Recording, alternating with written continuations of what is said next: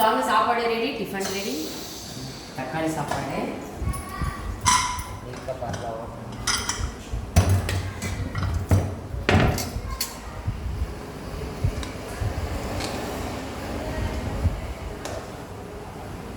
சுட சுட தக்காளி சாப்பாடு.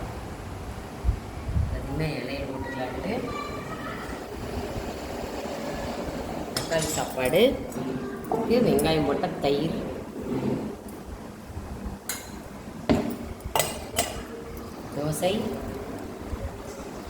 தோசைக்கு பாருங்க, மெதுவடைக்கு சட்னி அரைச்சோம். மெதுவடை சூப்பராக நல்லா சுட சுட இருக்குது. தேங்காய் சட்னிக்குமே தோசை, பூரி பொசு பொசுன்னு சொல்லி இப்போ சாப்பிட்டாச்சு.